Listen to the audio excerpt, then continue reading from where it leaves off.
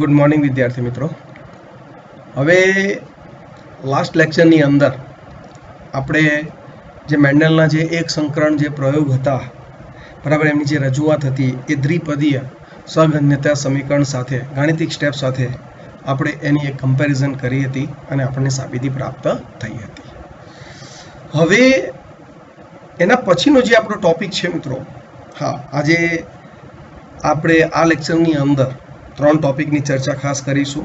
એક તો કસોટી સંકરણ, બીજું મિત્રો જે મેન્ડલે નિયમો એક સંકરણ પ્રયોગને આધારે આપેલા, એક પ્રભુતાનો નિયમ અને બીજો છે વિશ્લેષણનો નિયમ.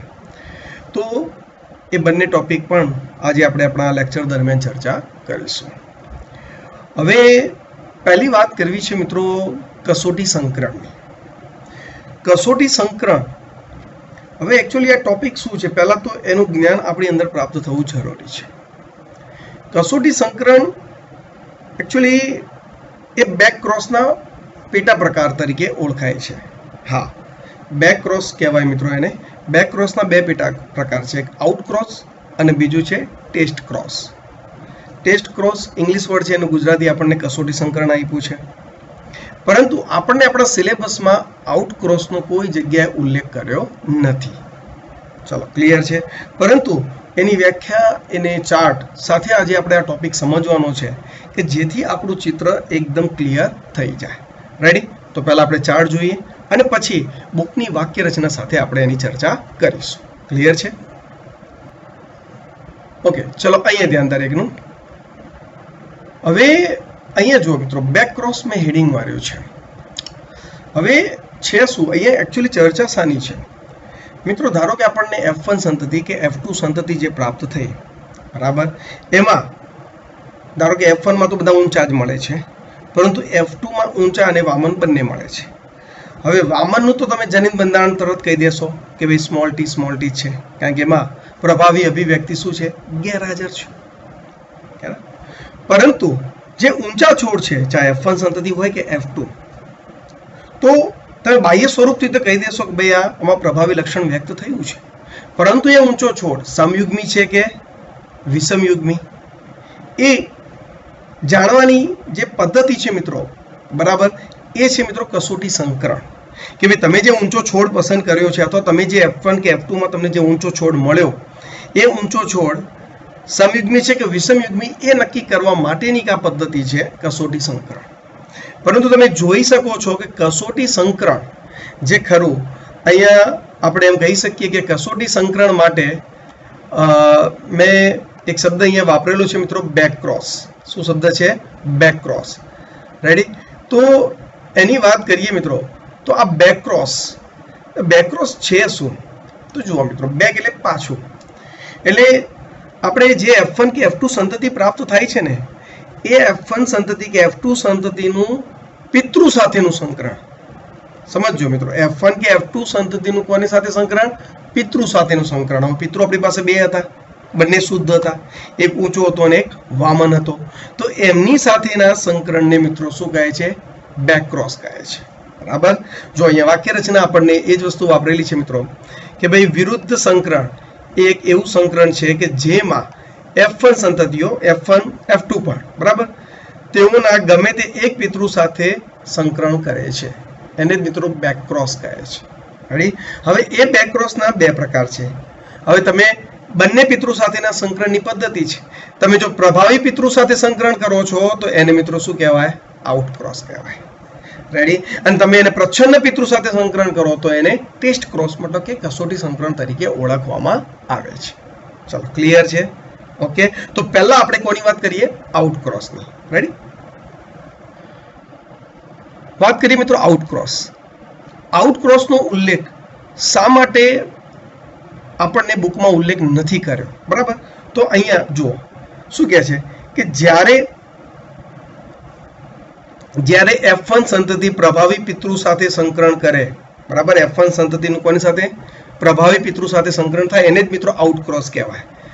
કરે તો પછી તેને આઉટ ક્રોસ સંકરણ કહે છે. રેડી? અને આ સંકરણમાંથી પ્રાપ્ત થતી બધી સંતતિ કેવી? તો કે પ્રભાવી લક્ષણો ધરાવે છે. તેથી F1 સંતતિમાં આપણને કોઈ પરીક્ષણ શક્ય નથી. સમજીએ. જો શું કહે છે કે ભાઈ સમયુગ્મી પ્રભાવી ઊંચા, સમયુગ્મી પ્રભાવી ઊંચા. અહીંયા બે ચાર્ટ આપેલા છે. જુઓ, આપણને પાસે એક ઊંચો છોડ છે. જો આ વચ્ચે સેન્ટરમાં ધ્યાન આપજો. આ એક ઊંચો છોડ છે. હવે એ ઊંચો છોડ છે. હવે એ સમયુગ્મી છે કે વિષમયુગ્મી, એનું સંકરણ આપણે પ્રભાવી પિતૃ સાથે કરીએ તો શું આપણને કોઈ રિઝલ્ટ પ્રાપ્ત થાય છે? જોઈએ. જો ધારો કે અહીંયા મેં જો લખ્યું છે અજ્ઞાન જનીન પ્રકાર. આપણે જનીન પ્રકાર વિશે અજ્ઞાન છે એટલે આપણે તો બે ચાન્સ રહે. કાં તો આપણે એનો જનીન પ્રકાર ઊંચો છોડ છે એટલે કાં તો કેપિટલ ટી હોય, કાં તો પછી એનો જનીન પ્રકાર શું હોય મિત્રો? કેપિટલ ટી સ્મોલ ટી હોય. હવે જો કેપિટલ ટી હોય અને બે જન્યુઓ આ રીતે બનશે. રેડી? કેપિટલ ટી અને જો પ્રભાવી સમયુગ્મી સાથે જ ઊંચા છોડ સાથે આપણે સંકરણ કરી રહ્યા છીએ એટલે એના પણ જન્યુ કેપિટલ ટી, તો તમને ચારે ચાર કેવા મળવાના? કેપિટલ ટી બધા જ ઊંચા મળવાના છે. હવે એ જ વસ્તુ અહીંયા વિષમયુગ્મી સમજીએ આપણે, એવું ધારી લઈએ કે બે આ ઊંચા છોડનું જનીન પ્રકાર કેપિટલ ટી સ્મોલ ટી છે. હવે ત્યાં સમયુગ્મી પ્રભાવી ઊંચા પિતૃ સાથે સંકરણ કરીએ તો એનો તો જન્યુ પ્રકાર એક જ રહેશે, કેપિટલ ટી. હવે એની સાથે આ કેપિટલ ટી સ્મોલ ટી નું જો આ રીતે બે જન્યુઓમાં વહેંચણી થાય. રેડી? તો આ કેપિટલ ટી સાથે આ કેપિટલ ટી આવ્યો તો આપણને રિઝલ્ટ શું મળ્યું? Capital T. ચલો આગળ વિચારીએ તો પણ એ જ વસ્તુ કેપિટલ ટી. અહીંયા ધારો કે સ્મોલ ટી સાથે વિચારીએ તો કેપિટલ ટી સ્મોલ ટી. અહીંયા પણ એ જ વસ્તુ કેપિટલ ટી સ્મોલ ટી. મતલબ અહીંયા પણ બધા છોડ ઊંચા મળ્યા આગળની સંતતિમાં. તો આઉટક્રોસ મતલબ પ્રભાવી પિતૃ સાથે આપણે F1 કે F2 ઊંચા છોડનું સંકરણ કરીશું તો આપણે સાબિતી આપી શકતા નથી કે આ ઊંચો છોડ સમયુગ્મી છે કે વિષમયુગ્મી. ખ્યાલ આવે છે કે નહીં? એટલે બુકના અંદર આઉટક્રોસનો કોઈ જગ્યાએ ઉલ્લેખ કર્યો નથી. સમજી લેજો મિત્રો, બુકની અંદર આઉટક્રોસનો કોઈ જગ્યાએ ઉલ્લેખ કર્યો નથી. રેડી? ઓકે. હવે આપણે શું કરવા જઈ રહ્યા છીએ મિત્રો? ટેસ્ટ ક્રોસ મતલબ કે કસોટી સંકરણ. હવે આ જે કસોટી સંકરણ જે ખરું મિત્રો, એમાં શું કહે છે કે જો જ્યારે F1 F2 નથી લખ્યું પણ F2 પણ જ્યારે F1 સંતતિ પ્રચ્છન્ન પિતૃ સાથે સંકરણ કરે તો પછી તેને શું કહેવાય મિત્રો? કસોટી સંકરણ કહે છે. બરાબર? હવે ધારો કે સમયુગ્મી પ્રચ્છન્ન સ્મોલ ટી, સમયુગ્મી પ્રચ્છન્ન સ્મોલ ટી. હવે આપણો જે પેલો ઊંચો છોડ હતો મિત્રો, એ ઊંચો છોડ કે જે પ્રભાવી સ્વરૂપ પ્રકાર ધરાવે છે પરંતુ એના જનીન પ્રકાર વિશે આપણે અજ્ઞાત છીએ. હવે ધારો કે આપણે માની લઈએ કે એના અંદર બે ચાન્સ હોય, કાં તો કેપિટલ ટી હોય કાં તો કેપિટલ ટી સ્મોલ ટી હોય. બરાબર? આઉટ ક્રોસ દ્વારા તો આપણે સાબિતી આપી શક્યા નહીં. તો શું આપણે ટેસ્ટ ક્રોસ દ્વારા એની સાબિતી આપી શકીએ છીએ? તો જુઓ, હવે અહીંયા બે જન્યુ બને સ્મોલ ટી. રેડી? અહીંયા પણ બે જન્યુ બને કેપિટલ ટી. હવે એમનું જો મિત્રો આ રીતે આપણે સંકરણ કરીએ છીએ મિત્રો તો આપણે જોઈ શકીએ છીએ બધે જ જનીન પ્રકાર આપણને કેપિટલ ટી સ્મોલ ટી વાળો પ્રાપ્ત થતો જોવા મળે છે. બરાબર કે નહીં? ખ્યાલ આવી ગયો? મતલબ બધા છોડ કેવા છે? ઊંચા છે. મતલબ તમારો પસંદ કરેલો F1 કે F2 જે સંતતિ છે તમારી કેવી છે? શુદ્ધ છે. રેડી? પરંતુ જો તમે સમયુગ્મી પ્રચ્છન્ન સાથે ઊંચો છોડ ધારો કે કેપિટલ ટી સ્મોલ ટી વિષમયુગ્મી હશે તો રિઝલ્ટ કેવું આપે છે? જુઓ, કેપિટલ ટી એની સાથે આવ્યો સ્મોલ ટી, કેપિટલ ટી એની સાથે આવ્યો સ્મોલ ટી. ચલો અહીંયા તો આ બે છોડ કમ્પ્લીટ ઊંચા થઈ ગયા. ઓકે. હવે અહીંયા જુઓ, સ્મોલ ટી તો એની સાથે આવ્યો સ્મોલ ટી તો એની સાથે આવ્યો સ્મોલ ટી. મતલબ બે છોડ ઊંચા થયા તો બે છોડ કેવા થયા? વામન થયા. મતલબ તમારો F1 કે F2 નો જે ઊંચો છોડ છે, બરાબર, આવી પરિસ્થિતિમાં પ્રાપ્ત થાય 50% ઊંચા અને 50% નીચા તો આપણે સરળતાથી કહી શકીએ છીએ કે આપણો આ પિતૃ કેવો છે મિત્રો? વિષમયુગ્મી છે, એ સમયુગ્મી નથી. ચાલો ક્લિયર? તો આને મિત્રો શું કહે છે? કસોટી સંકરણ તરીકે ઓળખવામાં આવે છે. બરાબર? એક સંકરણમાં કસોટી સંકરણનું પ્રમાણ કેટલું મળે મિત્રો? 1:1 પ્રાપ્ત થાય છે. તમે જોઈ શકો છો 50% ઊંચા પ્રાપ્ત થયા, જ્યારે 50% કેવા થયા? વામન. પણ ક્યારે? તમારું પિતૃ વિષમયુગ્મી હોય ત્યારે. જો તમારું પિતૃ સમયુગ્મી હશે તો તમને 50-50 વાળું રિઝલ્ટ મળતો નથી. બધા જ કેવા પ્રાપ્ત થાય છે? ઊંચા પ્રાપ્ત થતા જોવા મળે છે. ચાલો ક્લિયર છે? ઓકે. હવે આ જે કસોટી સંકરણ જે ખરું મિત્રો, હવે આપણને બુકની વાક્ય રચના શું કહે છે એની સાથે આપણે થોડી ચર્ચા કરી લઈએ. ચલો ક્લિયર છે? ઓકે. જો ઉપરના ફકરા પરથી સ્પષ્ટ થાય છે કે ગાણિતિક સંભાવનાના પ્રયોગ દ્વારા જનીન પ્રકાર પ્રમાણની ગણતરી કરી શકાય છે, બરાબર. પરંતુ માત્ર પ્રભાવી લક્ષણના સ્વરૂપ પ્રકારને જોઈને જનીન પ્રકારની સંરચનાનું જ્ઞાન સંભવ થઈ શકતું નથી. મતલબ તમે જોઈ શકો છો કે ઊંચો છોડ છે. કયો છોડ છે મિત્રો? ઊંચો. તો બાહ્ય સ્વરૂપથી તમને ખબર પડી ગઈ કે ઊંચો છોડ છે કે એની અંદર પ્રભાવી લક્ષણ છે, પણ એ પ્રભાવી બંને કારકો મતલબ સમયુગ્મી સ્થિતિમાં છે કે પછી એ વિષમયુગ્મી સ્થિતિમાં, એ બાહ્ય સ્વરૂપને આધારે આપણે દર્શાવી શકતા નથી. ઓકે, શું કે જુઓ, ઉદાહરણ તરીકે F1 અથવા F2 ના ઊંચા છોડનો જનીન પ્રકાર કેપિટલ T અથવા કેપિટલ T સ્મોલ t છે એવું અનુમાન થઈ શકતું નથી. મતલબ તમે અગાઉથી હા બાહ્ય રીતે ઊંચો છે, પણ તમે એમ ના કહી શકો કે આની અંદર જનીન પ્રકાર કેપિટલ T છે અથવા તો કેપિટલ T સ્મોલ t છે. હા, એ ડિસાઇડ કરવા માટેની એક પદ્ધતિ છે જેને મિત્રો ટેસ્ટ ક્રોસ કે કસોટી સંકરણ તરીકે ઓળખવામાં આવે છે. જો એટલા માટે F2 ના ઊંચા છોડના જનીન પ્રકારના નિર્ધારણ માટે મેન્ડલે F2 ના ઊંચા છોડને કોની સાથે? તો કે નીચા છોડ સાથે સંકરણ કરાવ્યું. નીચા પિતૃ વામન પિતૃ સાથે શું કરાવ્યું? સંકરણ કરાવ્યું. આને શું કહે છે મિત્રો? કસોટી સંકરણ એટલે કે ટેસ્ટ ક્રોસ તરીકે ઓળખવામાં આવે છે. ચલો, ક્લિયર છે? આગળ, લાક્ષણિક કસોટી સંકરણમાં પ્રભાવી સ્વરૂપ પ્રકાર ધરાવતા સજીવ પ્રભાવી સ્વરૂપ પ્રકાર જ દર્શાવે છે, બરાબર. અહીં વટાણા છોડની જ વાત કરવાની છે અને જેનો જનીન પ્રકાર નક્કી કરવાનો છે. તેને પ્રચ્છન્ન છોડ સાથે સ્વફલન કરવામાં આવ્યું. સજીવોના જનીન પ્રકાર નક્કી કરવા માટે આવા સંકરણની સંતતિઓનું વિશ્લેષણ કરી શકાય છે, બરાબર. અહીંયા આપણને એક ચાર્ટ આપેલો છે, એ ચાર્ટ સાથે પણ આપણે જોઈ લઈએ.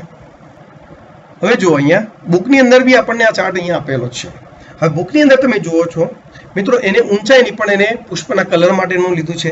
હવે અહીંયા જુઓ, વચ્ચે સેન્ટરમાં એક જાંબલી પુષ્પ આપેલું છે. રેડી. હવે જનીન પ્રકાર વિશે આપણે એને અજ્ઞાત છીએ, પણ હા એના અંદર પ્રભાવી લક્ષણ જાંબલી કલર જોવા મળે છે. આપણે જાણીએ છીએ કે વટાણા છોડમાં બે કલર જોવા મળે, એક જાંબલી અને બીજો કયો છે? સફેદ. એના પુષ્પમાં સોરી. તો અહીંયા જાંબલી પુષ્પ છે. હવે બે વસ્તુ બની શકે મિત્રો, કે કાં તો એ જે જાંબલી પુષ્પ છે એનું જનીન બંધારણ કેપિટલ W હોઈ શકે અથવા કેપિટલ W સ્મોલ w હોઈ શકે મિત્રો. ચલો, ક્લિયર છે? પરંતુ એની રજૂઆત આપણે બાહ્ય રીતે તો કરી શકતા નથી. ખ્યાલ આવે છે કે નહીં? અહીંયા બાહ્ય સ્વરૂપથી આપણે જાણી શકતા નથી. તો એનું કસોટી સંકરણ કરવાથી આપણને ખબર પડી શકે છે કે આ જાંબલી પુષ્પ ધરાવતો છોડ સમયુગ્મી છે કે વિષમયુગ્મી છે. રેડી. હવે જો એ સમયુગ્મી સ્થિતિમાં હશે તો એના સીધી વસ્તુ છે બંને જન્યુ કેપિટલ W આવશે મિત્રો. રેડી. બંને જન્યુ કેવા આવશે? Capital W. રેડી ને? રેડી. હવે જો એનું કસોટી સંકરણ એટલે શું? સમયુગ્મી પ્રચ્છન્ન સાથે સંકરણ કરવામાં આવે એટલે સ્મોલ w. રેડી. તો અહીંયા તમે જોઈ શકો છો સ્મોલ w એક એક જનનકોષની અંદર દાખલ થઈ ગયા. હવે જો આ કેપિટલ W સાથે આ સ્મોલ w આવી જશે, અથવા તો આ કેપિટલ W સાથે આ સ્મોલ w આવશે, મતલબ આ જન્યુ સાથે આ જન્યુ જોડાશે. એ જ વસ્તુ અહીંયા પણ બનશે મિત્રો, બરાબર ને? ચાન્સીસ તો આ 4 રહેશે કે નહીં? પણ દરેકમાં જનીન બંધારણ તમે જુઓ કેપિટલ W સ્મોલ w છે ચારે ચારમાં. એનો મતલબ બધા જ પુષ્પો જાંબલી રંગના જ આવવાના છે. મતલબ કે આ જાંબલી પુષ્પ વાળું જે આ છોડ હતો એ કેવો છે? જાંબલી કલર માટે સમયુગ્મી કારકો ધરાવે છે, પ્રભાવી. રેડી. હવે ધારો કે આપણે વિચારીએ કે વિષમયુગ્મી સ્થિતિમાં હોય તો રિઝલ્ટ શું મળે છે? તો જુઓ, તો એના જન્યુ બે બનશે મિત્રો. એક કેપિટલ W આવશે એક જન્યુ, અને બીજો કયો જશે? સ્મોલ w જશે એક જનનકોષની અંદર. હવે એમનું સંકરણ કોની સાથે કરવાનું? સમયુગ્મી પ્રચ્છન્ન. એ જ કસોટી સંકરણ. રેડી. તો જુઓ, કેપિટલ W સાથે સ્મોલ w, કેપિટલ W સાથે સ્મોલ w. એક તો આ ચાન્સ રહેશે. રેડી. બીજું શું? તો કે સ્મોલ w સાથે સ્મોલ w જન્યુ જોડાય, અથવા તો સ્મોલ w સાથે આર્યો સ્મોલ w જન્યુ જોડાય. તો તમે જોઈ શકો છો મિત્રો કે બે છોડ જાંબલી પુષ્પ ધરાવતા, જ્યારે બે છોડ કેવા? સફેદ પુષ્પ ધરાવતા જોવા મળે છે. મતલબ રિઝલ્ટ આપણને કેવું મળે છે? 50-50. મતલબ કે 1:1. મતલબ આવું રિઝલ્ટ મળે એટલે સમજી લેવાનું કે તમે જે F1 કે F2 છોડ પસંદ કર્યો છે એ સમયુગ્મી નથી. કેવું છે? વિષમયુગ્મી છે. પરંતુ જો તમને 4 ઊંચા મળે તો સમજી લેવાનું તમે પસંદ કરેલો છોડ કેવો છે? સમયુગ્મી સ્થિતિ વાળો છે. ચલો, ક્લિયર છે દરેકને? ખ્યાલ આવી ગયો? હવે આપણે જોઈએ મિત્રો, થોડું પુનરાવર્તન કરી દઉં શા માટે આઉટ ક્રોસ નહીં. મિત્રો જોઈ શકો છો મિત્રો, અહીંયા આઉટ ક્રોસ વિશે મેં તમને પહેલા જ સમજાવી દીધું કે ભાઈ એની અંદર સમયુગ્મી પ્રભાવી પિતૃ જો પસંદ કરીએ capital T capital T capital T capital T, તો તમારો જે ઊંચો છોડ F1 કે F2 નો છે એ સમયુગ્મી છે કે વિષમયુગ્મી છે, એના આધાર એ તમે સાબિતી આપી શકતા નથી, કારણ કે એની અંદર તમે બધા જ છોડ કેવા મળશે મિત્રો, ઊંચા જ મળે છે. એટલે ફરી પાછા તમે અટવાઈ જશો કે બધા છોડ ઊંચા છે, કોઈ છોડ વામન મળતો નથી, એટલે આપણે આઉટ ક્રોસનો ઉપયોગ કરતા નથી. મતલબ પ્રભાવી પિતૃ સાથે આપણે F1 કે F2 નું સંકરણ કરતા નથી, પરંતુ આપણે શું કરીએ છીએ મિત્રો, તો કે આપણે કસોટી સંકરણ માટે આપણે વામન છોડને પસંદગી ઉતારીએ છીએ મિત્રો. કોની પસંદગી ઉતારીએ છીએ? વામન છોડની, મતલબ વામન પિતૃની. ચલો ક્લિયર છે. ત્યાં આપણને જોઈએ સમયુગ્મી સ્થિતિમાં હશે તમારો છોડ, બરાબર, તો સીધી વસ્તુ છે બધી સંતતિ ઊંચી જ મળશે, એટલે તમે સરળતાથી કહી શકશો કે ભાઈ ઓકે આપણો પસંદ કરેલ છોડ સમયુગ્મી છે. પરંતુ જ્યારે એનું સમયુગ્મી પ્રચ્છન્ન સાથે આપણે સંકરણ કરીએ છીએ અને જો વિષમયુગ્મી સ્થિતિમાં હશે તો આપણને રિઝલ્ટ કેવું આપે છે? 50-50, મતલબ 50% છોડ ઊંચા અને 50% છોડ નીચા, મતલબ કે 1:1 નું પ્રમાણ પ્રાપ્ત થતું જોવા મળે છે. તો આ આધારે કસોટી સંકરણ દ્વારા ડિસાઇડ થઈ શકે છે કે તમે F1 કે F2 નો જે ઊંચો છોડ છે એ સમયુગ્મી સ્થિતિ વાળો છે કે વિષમયુગ્મી સ્થિતિ વાળો છે. તમારું જાંબલી પુષ્પ સમયુગ્મી વાળી સ્થિતિ વાળું છે કે વિષમયુગ્મી સ્થિતિ વાળું છે. ચલો ક્લિયર છે દરેકને? રેડી? ઓકે. ફરી પાછા મિત્રો આપણે બુક સાથે વાક્ય રચના સાથે જઈએ તો જુઓ, આકૃતિ 5.5 માં લાક્ષણિક કસોટી સંકરણના પરિણામ દર્શાવવામાં આવ્યા છે. જ્યાં જાંબલી રંગના પુષ્પ કેપિટલ W અને સફેદ રંગના પુષ્પ માટે સ્મોલ w પર કેવો છે? પ્રભાવી છે. કેપિટલ W સ્મોલ w પર પ્રભાવી છે. આ ચાર્ટ સાથે પણ મેં તમારી સાથે ચર્ચા કરી લીધી. શું કહે છે? પુનેટ સ્ક્વેરનો ઉપયોગ કરીને કસોટી સંકરણના સંતતિના સ્વરૂપ પ્રકારને ઓળખવાનો શું કરીએ? પ્રયાસ કરો. તમને કેવા પ્રમાણ પ્રાપ્ત થશે? સીધી વસ્તુ છે. તમારું સમયુગ્મી વાળું જો પુષ્પ હશે તો તમને બધી સંતતિ જાંબલી પુષ્પ વાળી જ મળશે, પરંતુ જો તમારું પુષ્પ વિષમયુગ્મી વાળું, ભલે જાંબલી છે પણ વિષમયુગ્મી વાળું છે, તો એની આગળ સંતતિઓ જો કસોટી સંકરણ કરશો તો એની સંતતિઓ કેવી મળશે? 50-50, એટલે કે 50% જાંબલી પુષ્પ વાળી તો 50% સફેદ પુષ્પ વાળી પ્રાપ્ત થતી જોવા મળે છે. ચાલો ક્લિયર? તો આ રીતે કસોટી સંકરણ દ્વારા આપણે F1 કે F2 છોડને, બરાબર, એને સમજી શકીએ છીએ કે એ સમયુગ્મી સ્થિતિમાં છે કે વિષમયુગ્મી સ્થિતિમાં. ચલો ક્લિયર છે? આગળ. ઓકે. આ કસોટી સંકરણના જીનોટાઇપનો ઉપયોગ કરીને શું તમે કસોટી સંકરણની એક સામાન્ય વ્યાખ્યા આપી શકો છો? મિત્રો યસ, કસોટી સંકરણની આપણી વ્યાખ્યા જે ચાર્ટ મેં તમને દર્શાવ્યો એ એનો જ ઉલ્લેખ કરે છે. આગળ. એક સંકરણના પ્રયોગના પોતાના પરીક્ષણોને આધારે મેન્ડલે તેના વારસાગમનના આધારે તેની સમજણના આધારે બે સામાન્ય નિયમોની શું કરી મિત્રો? રજૂ કર્યા. આજે આ નિયમોને આનુવંશિકતાના સિદ્ધાંતો અથવા તો નિયમો કહેવાય છે. Ready? Principles of law of inheritance. Okay, principles or law of inheritance, જેમાં પ્રથમ નિયમ અથવા તો શું કહે છે મિત્રો? પ્રભુતાનો નિયમ, લો ઓફ ડોમિનન્સ, અને બીજો નિયમ અથવા તો વિશ્લેષણનો નિયમ, મતલબ કે લો ઓફ સેગ્રેગેશન તરીકે ઓળખવામાં આવે છે.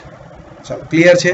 તો હવે આ બે નિયમોનો આપણે અભ્યાસ કરવો છે મિત્રો. એક પ્રભુતાનો નિયમ એટલે કે લો ઓફ ડોમિનન્સ, અને બીજો છે મિત્રો વિશ્લેષણનો નિયમ, જેને લો ઓફ સેગ્રેગેશન તરીકે ઓળખવામાં આવે છે. ચાલો ક્લિયર? ચાલો હવે મિત્રો આપણે પ્રભુતાનો નિયમ અને વિશ્લેષણના નિયમની ચર્ચા કરીએ. પહેલું છે મિત્રો પ્રભુતાનો નિયમ. તો પ્રભુતા શબ્દ સાથે મિત્રો હવે બહુ જ આપણે પરિચિત થઈ ગયા છીએ કે જ્યારે બે અલગ અલગ અભિવ્યક્તિના વૈકલ્પિક કારકો સાથે આવે છે, બરાબર, લક્ષણ એક જ છે પણ બંનેની અભિવ્યક્તિ કેવી છે મિત્રો? અલગ અલગ છે, જુદી જુદી છે કે વિરોધી છે. ત્યારે સીધી વસ્તુ છે, એક કારક પોતાની લક્ષણો મતલબ કે અભિવ્યક્તિ દર્શાવે છે, તો એક કારક પોતાની અભિવ્યક્તિ દર્શાવવામાં શું થાય? આપણે કહીએ કે વામન સાબિત થાય છે, મતલબ કે અભિવ્યક્તિ દર્શાવી શકતો નથી, વામણો સાબિત થાય છે. તો સીધી વસ્તુ છે, જે લક્ષણ મતલબ કે જે કારક પોતાની અભિવ્યક્તિ દર્શાવે છે એ કારક પેલા બીજા કારક ઉપર, એના વૈકલ્પિક કારક ઉપર શું દર્શાવે છે મિત્રો? પ્રભાવીપણું દર્શાવે છે. તો બસ એ જ મિત્રો શું કહે છે? પ્રભુતાના નિયમ તરીકે એને ઓળખવામાં આવે છે. સમજીએ આપણે એની વાક્ય રચનાને બુકમાં શું કહે છે જુઓ. પહેલું, લક્ષણોનું નિર્ધારણ કારકો નામના સ્વતંત્ર એકમો દ્વારા થાય છે. ચલો ક્લિયર થઈ ગયું કે ભાઈ આપણા જે લક્ષણો છે એ લક્ષણો તો કારકોને કારણે શક્ય બને છે. ઓકે, બીજું શું કહે છે જુઓ, કારકો જોડમાં હોય છે, જનીનો જોડમાં હોય છે, કારકો જોડમાં હોય છે. બરાબર. આ જનીન કે કારક એક જ લક્ષણના અભિવ્યક્તિ સાથે શું છે, સંકળાયેલા છે. હા, બંનેની અભિવ્યક્તિ અલગ અલગ છે પણ લક્ષણ તો શું છે મિત્રો, એક જ છે. જેમ કે પુષ્પનો રંગ, હમણાં ઉપર જ હાલ જોઈ ગયા ચાર્ટની અંદર કે ભાઈ પુષ્પ છે ખરું, જાંબલી પુષ્પ કે સફેદ પુષ્પ.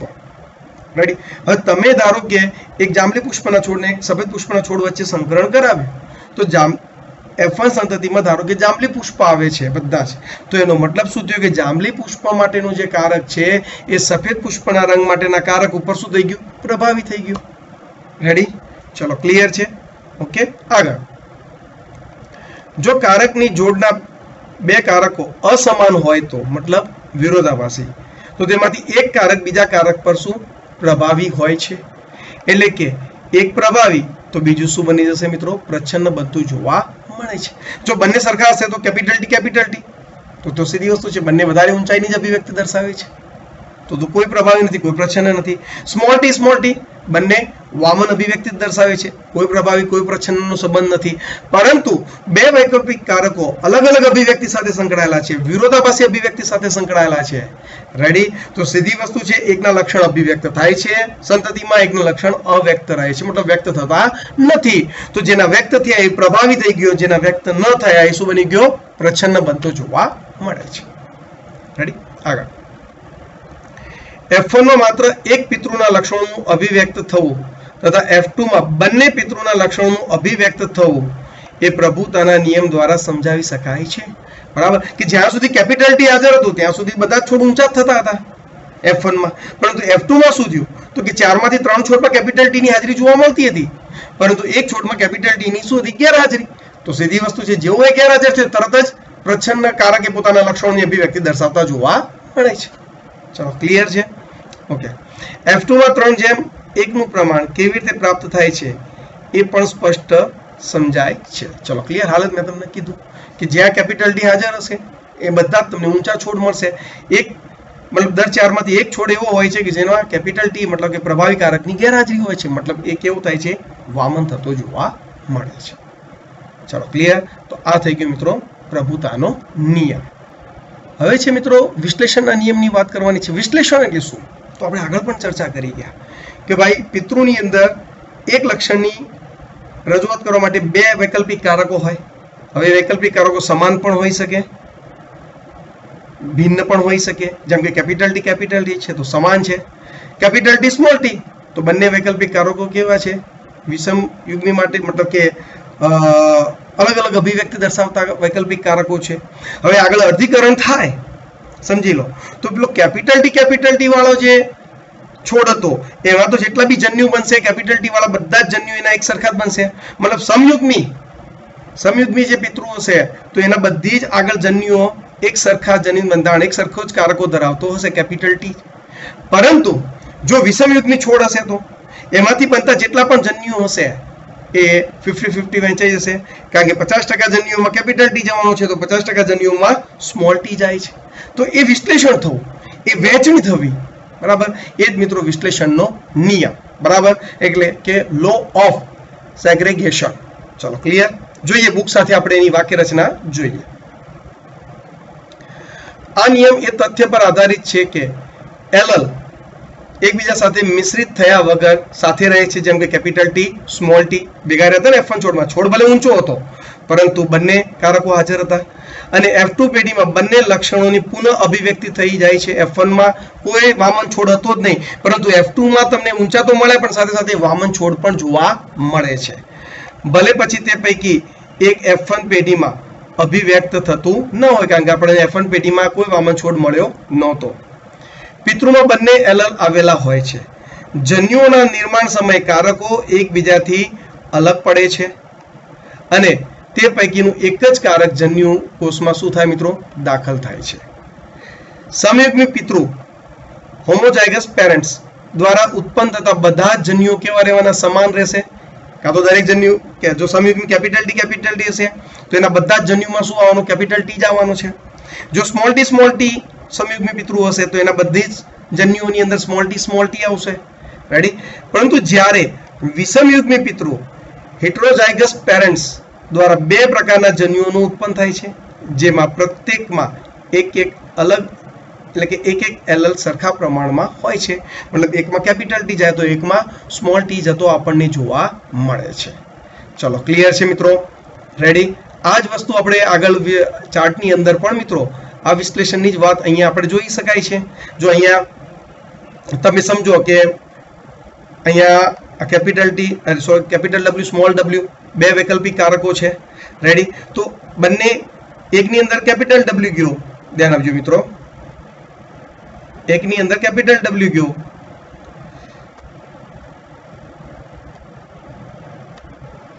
એકની અંદર શું થાય છે મિત્રો? કેપિટલ ડબલ્યુ જાય છે, તો બીજાની અંદર શું થાય છે? સ્મોલ ડબલ્યુ જતો જોવા મળે છે. ચલો ક્લિયર છે? મતલબ એ વિશ્લેષણ થવું, બરાબર, બે સાથે કે મિશ્ર થતા નથી. બંને વૈકલ્પિક કારકો સ્વતંત્ર રીતે અલગ અલગ જન્યુની અંદર દાખલ થતા જોવા મળે છે. ચલો ક્લિયર?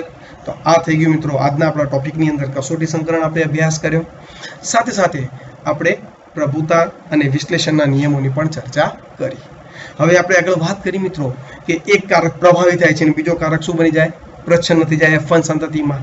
પરંતુ હવે આપણે એવા પણ રિઝલ્ટ જોવાના છે કે દર વખતે મેન્ડલ સાચો મતલબ કે એના દરેક વખતે એમને જે રિઝલ્ટો મળતા હતા એ દરેક વખતે દરેક વૈજ્ઞાનિકોને એ પ્રકારના રિઝલ્ટ પ્રાપ્ત થતા નહોતા. જેમ કે અપૂર્ણ પ્રભુતા, બરાબર. આના પછીનું જે આપણે નેક્સ્ટ લેક્ચરની અંદર જે આપણે ચર્ચા કરવાના છીએ તે કે એમાં F1 સંતતિમાં કંઈક નવું જ રિઝલ્ટ પ્રાપ્ત થતું જોવા મળે છે. તો એ આપણે આગળના લેક્ચરની અંદર અભ્યાસ કરીશું. ઓકે.